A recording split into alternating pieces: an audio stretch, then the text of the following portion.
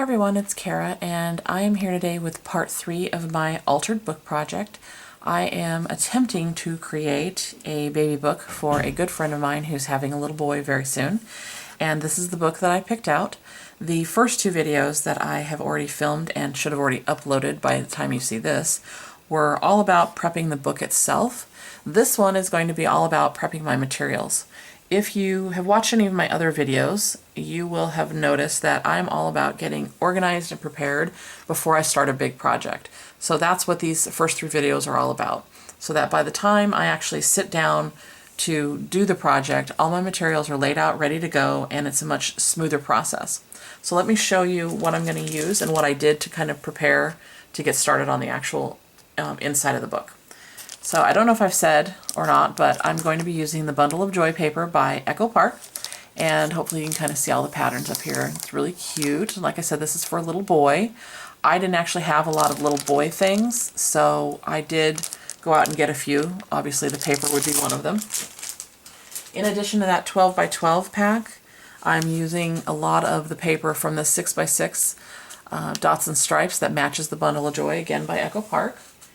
I also luckily had some stickers in that 12 by 12 set, which of course should be really great for the inside of that book because I don't want to use embellishments that have a lot of dimension to them. I want the book itself to be relatively flat. I don't want it to be too thick.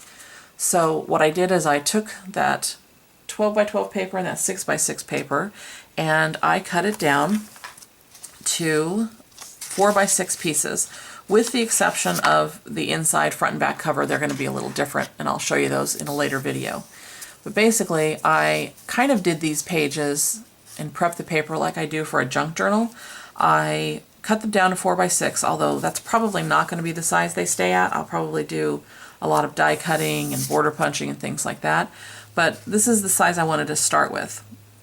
I may not even use both of the pages on each side, but I wanted to have kind of my patterns and colors all laid out throughout the entire book so I can see how they flow together and make sure that I like the order that I have the patterns so that when I actually give the book and she's flipping through it, that it all flows nicely, if that makes any sense. So that's what I did with all of those papers. And I took the 12 by 12 and basically one piece of 12 by 12 gives me 6 4 by 6 pieces of paper.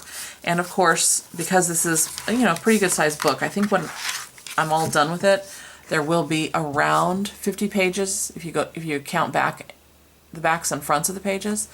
So because this is going to have so many pages, the patterns of course are going to be repeating themselves, which I'm totally fine with. I think that'll, tie the book all in together. So after I did that and I got all the paper ready, then I pulled out most of the embellishments that I'm going to use, which are primarily things that are, like I said, pretty flat.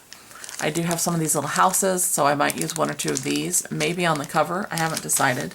Honestly, the cover is going to probably be about the hardest thing I do because I like it the way it is. I love the title, When We Were Very Young. I love the little boy image.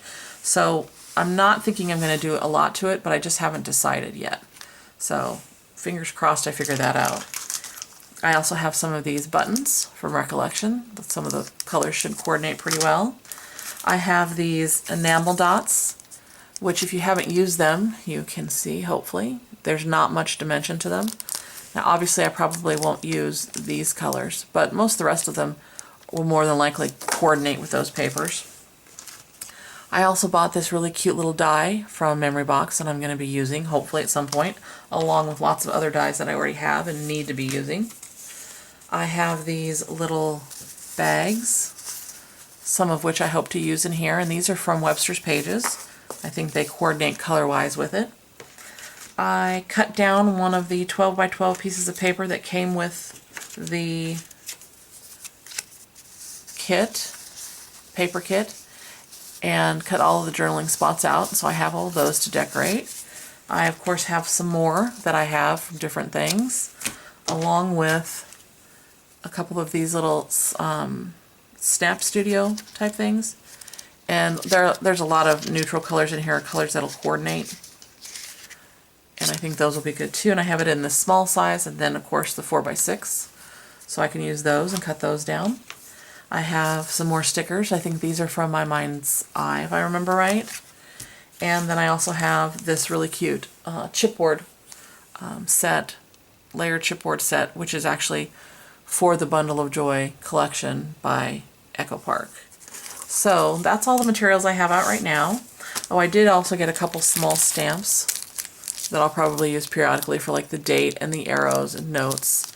And again, there's another date one in there. So I'll use those, and I may go through my stamps and pull out a few more things to use in there. But that's all of my basic materials that I have right now. The next videos that I should put up should hopefully be ones of how the pages are going, so you can see that, and hopefully how I'm putting them together. If you guys have any questions on this video, leave them down below. And as always, thanks so much for watching, and I hope you're having a great day wherever you're at. Bye.